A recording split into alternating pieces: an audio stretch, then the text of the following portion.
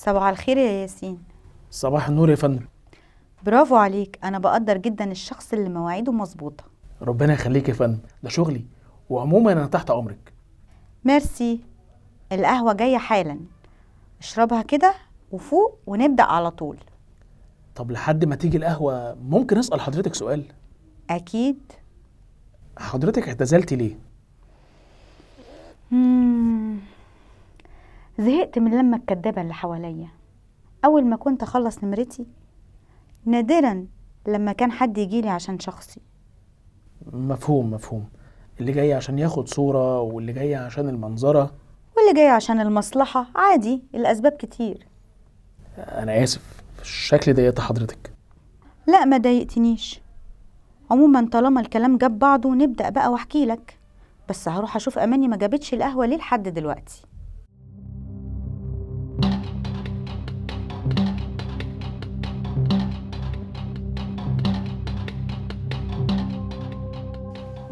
سلسلة ممنوع الاقتراب أو التصوير.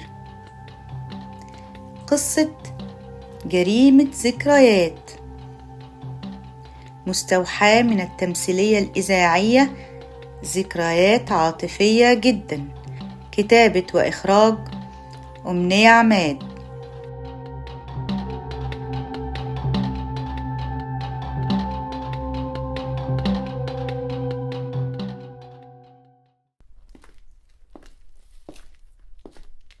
انا جيت اهو، بس مش بالقهوه. بس ياسين كان عايز قهوة. انا قلت تشربوا عصير احسن مع الكيكه الحلوه دي، وكمان شويه واعمل لكم القهوه. يا سلام يا سلام، بقى الست أماني بحالها عملت كيكة. دي اقل حاجه عندي يا طنط، ومن الاخر كده انتي بتاكلي منها على حس ياسين. ربنا يخليكي، تسلم ايدك. الله يسلمك يا استاذ ياسين، عن اذنكم. أقطع دراعي كده من هنا إن البت دي ما عملتش الكيكة والعصير دول كده لله. ليه بس كده؟ ما يمكن تخيب ظنك المرة دي. يا سيدي ما بقتش فارقة، المهم خلينا في اللي احنا فيه. تمام.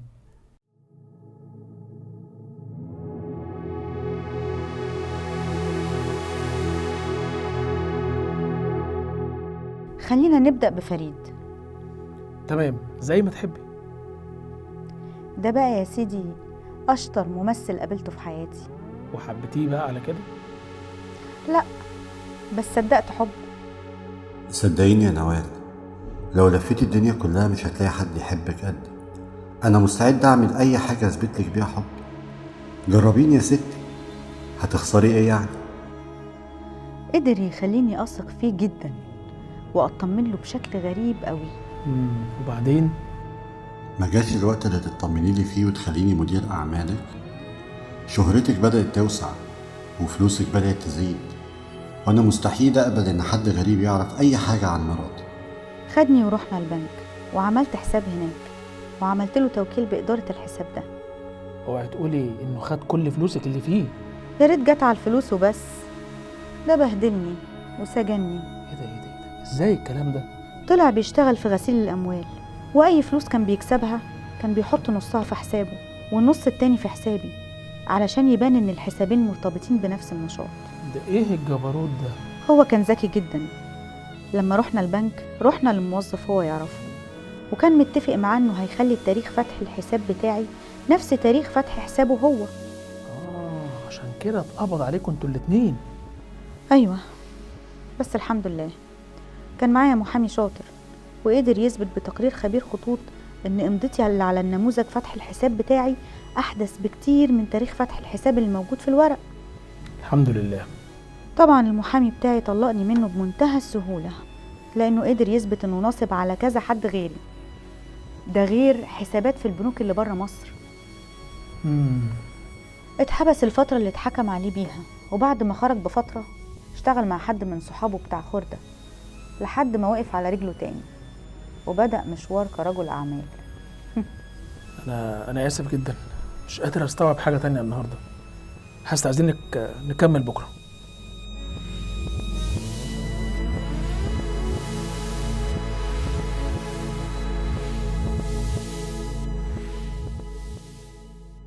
بقيت أروح لها كل يوم زي ما اتفقنا في الأول، وقسمنا اليوم وقت هي تحكي لي فيه اللي هي عايزاه، وبعد كده اصيغ اللي هي حكته وراجعه، وبعد كده اروح. طيب قول لي ايه اللي خلاك تقول ان الاشخاص اللي كتبت ذكرياتها معاهم دول هم اللي كان ليهم مصلحه في قتلها؟ عشان يا فندم ببساطه ولا واحد من اللي رسموا عليها الحب واتجوزوها او ارتبطوا بيها من مصلحتهم انها تجيب سيرتهم اصلا. ليه يعني؟ وضح لي اكتر من فضلك.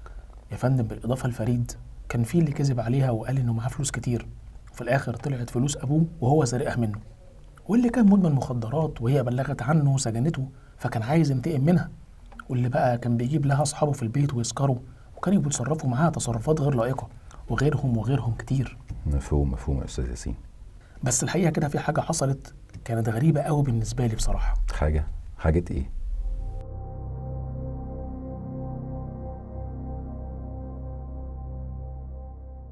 مساء الخير. مساء النور. ازيك يا استاذ ياسين؟ الحمد لله. ازيك يا فندم؟ الحمد لله. ايه رأيك بقى في تصميم الاعلان ده؟ ايه ده؟ انت ليه عملت كده؟ ايه يا عمتي مالك اتضايقتي كده ليه؟ رد عليا، انت ليه عملت كده؟ انا قلت افاجئك، وبعدين ده هيبقى في مصلحة الكتاب لما يتنشر. مش انت اللي تقول ده في مصلحة الكتاب ولا لا؟ انا مش عايزة حد يعرف بالموضوع ده دلوقتي. بقى هي دي جزاتي يا عمتي؟ ده بدل ما تقولي لي شكرا. شكرا، بس من فضلك ما تنشرهوش. بقى بذمتك بعد المصاريف اللي صرفتها دي كلها والفخامة اللي بقى فيها الاعلان دي تقولي لي ما نشرهوش؟ ايوه ما تنشرهوش، انا بقول لك اهو. ما تقول حاجة يا استاذ ياسين. بصراحه يا جماعه هو الاعلان حلو فعلا. حبيبي يا استاذ ياسين. اهو يا ستي شفتي بقى؟ برضو ما تنشرهوش، مش هقول لك تاني.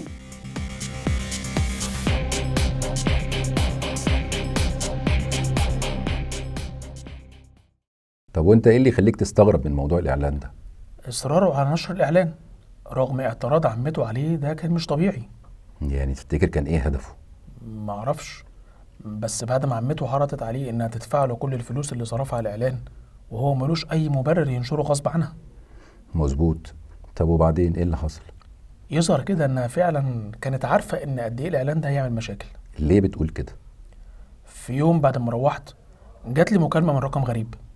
اسمعني كويس، يا اما تعمل فيها الشريف العفيف وتتنازل عن الفلوس اللي هتاخدها من الموضوع ده وتبعد خالص، يا اما شوف محتاج كام وما تكملش في اللي انت بتعمله ده. المهم ما تدخلش لعبه انت مش قدها. عرفت مين اللي كلمك؟ ما اهتمتش اعرف مين، لان كان كل همي ازاي احمي نفسي. يا عملت ايه يعني؟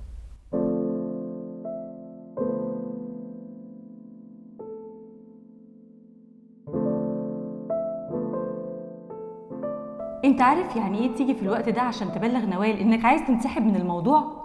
انا عارف ان جاي في وقت غير الوقت المتحدد لي اجي فيه، انا اسف. المشكلة اكبر من مشكلة الوقت اللي انت جيت فيه. مش فاهم. احنا ما صدقنا نلاقي حد نوال تثق فيه قوي كده وترتاح له بالسرعة دي وتوافق تخليه يكتب لها ذكرياتها، تيجي انت تنسحب. غصب عني والله يا انسه اماني. انت عارف انها ما بقتش بتثق في اي حد خالص. الحقيقه ما اعرفش. من كتر المواقف الوحشة اللي اتعرضت لها ما بقتش بتدي الامان لاي حد. بصراحه بقى حقها. عشان كده انا كنت خايفة من اول مرة جيت تقابلها فيها. ليه؟ يعني من كتر التعليمات اللي اديتها لك بخصوص اللابتوب وشغلك هنا في الفيلا وكده، يعني خفت تفهمها غلط وتمشي. مش للدرجه دي يعني، بس كل واحد حقه يخاف على شغله وخصوصياته، فده حقها. لو تعرف قد ايه بيفرق معها وجودك وقد ايه بيفرق في نفسيتها انها تحكي لك ما كنتش هتقول كده. ما تصعبهاش عليا ارجوكي، انا في موقف صعب من غير اي حاجه. حتى لو قلت لك ان الكتاب ده اخر امل لنوال وبعدها هي مش عايزه حاجه تاني. وبعدين ايه الموقف الصعب اللي انت فيه؟ حد هددك مثلا؟ وانت ايش عرفك؟ طبيعي اي حد اتكتب عنه لما يشوف الاعلان مش هيسكت. طب يا ريت انا حد يهددني بس ما يحصلش فيا اللي هيحصل ده. وهو ايه اللي هيحصل؟ انا مش فاهم حاجه. يعني فعلا يهمك تفهم؟ اكيد يا فندم. انت عارف يعني ايه تنسحب من الموضوع؟ ايوه يعني مدام نوال ممكن يحصل لها حاجه. مش مدام نوال بس، انا كمان ممكن يحصل لي اكتر من اللي هيحصل لها. للدرجه دي؟ واكتر. انا اتعودت على وجودك معانا كل يوم. ربنا يخليك يا فندم. انا مش بجاملك، انا فعلا بتبسط لما بشوفك، بستنى الوقت اللي بتيجي فيه. انا الحقيقه مش عارف اقول ايه. ما تقولش حاجه دلوقتي، فكر ونتكلم بعدين.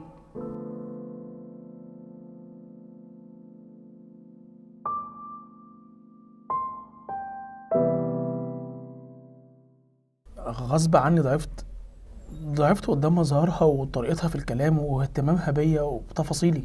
غريبة، دي أماني مخطوبة لرامي يا أستاذ ياسين. ازاي؟ ده ما كانش في ايديها دبلة حتى. للأسف هو ده اللي حصل. يعني ايه؟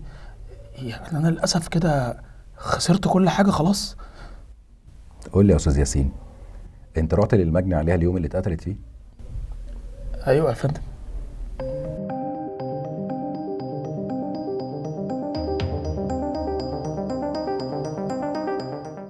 ها يا رامي بيه، هتتكلم ولا هتضيع وقتنا أكتر من كده؟ اتكلم اقول ايه؟ قتلت المجني عليها ليه؟ ما قتلتهاش، مستحيل اقتلها. مستحيل؟ كنت فين وقت وقوع الجريمة؟ كنت في السينما. عندك دليل على الكلام ده؟ اماني كانت معايا. دليل غيره؟ اهي تذكر السينما اهي لسه معايا. هو انت ايه اللي مخليك محتفظ بيها لحد دلوقتي؟ نسيتها في جيب القميص. وبالصدفة جاي دلوقتي بنفس القميص اللي نسيت فيه التذاكر. حضرتك مش مصدقني؟ بالعكس، انا متأكد انك رحت السينما. الحمد لله. بس الكاميرات اللي على بوابة المول اللي فيه السينما جايباك وانت خارج لوحدك وانت كمان داخل لوحدك وقت عرض الفيلم. ولما حسبنا المدة من خروجك ودخولك تاني لقيناها بالظبط نفس المدة من السينما لبيتك، هو بالإضافة كمان للكام دقيقة اللي قتلت فيهم وارتكبت فيهم جريمتك. ما حصلش. لا حصل. وسبحان الله، التوقيت اللي دخلت فيه الفيلا وارتكبت الجريمة كان هو نفس التوقيت اللي دخل فيه سيد يتوضى للعشاء ويكلم فيه بنته. يعني هلحق ارتكب جريمة في كام دقيقة؟ طبعا، ما هو ياسين كان بيقابل المجني عليها دايما في الصالون، يعني مش عارف مكان أوضة نومها فين عشان يدخل يقتلها وهي نايمة. ياسين؟ انت كنت عارف ان ياسين رايح عندكم عشان ياخد فلوسه، فقلت فرصة نشك فيه بقى، بس لسوء حظك المجني عليها سابته الفلوس عند سيد. بس انا ما قتلتهاش.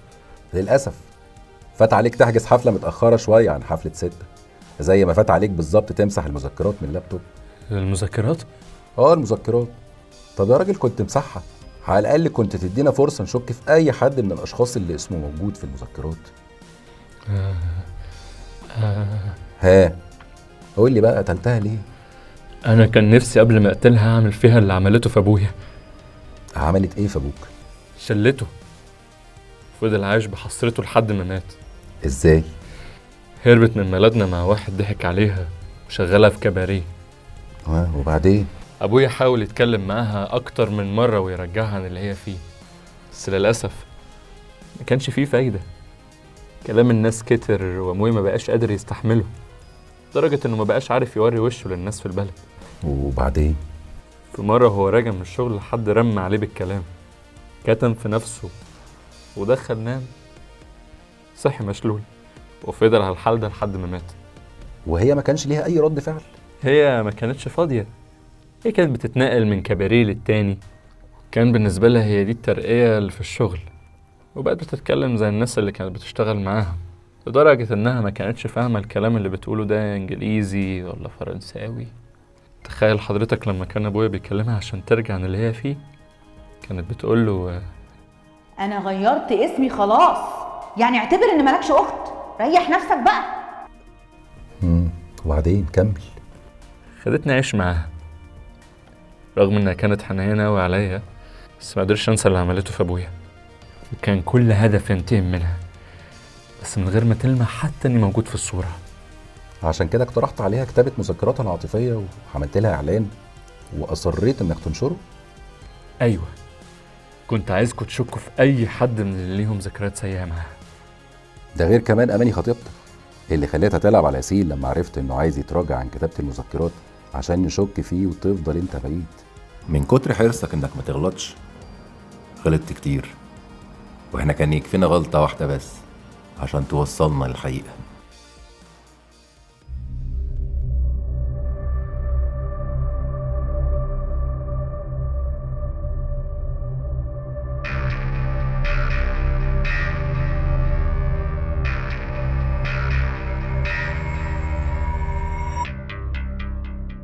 سلسلة ممنوع الاقتراب أو التصوير، قصة جريمة ذكريات مستوحاة من التمثيلية الإذاعية ذكريات عاطفية جدا لإسماعيل عبد التواب. كتابة وإخراج أمنية عماد. تسجيل صوت ومونتاج جورو. قام بالتمثيل حسب ترتيب سماع الأصوات ديفيد زكريا في دور رامي، محمد رأفت في دور ياسين، ليلى بركة في دور أماني، مشاعل يوسف في دور نوال، ريهام علي في دور سارة، علي بدر في دور المحقق، كريم عباس في دور فريد.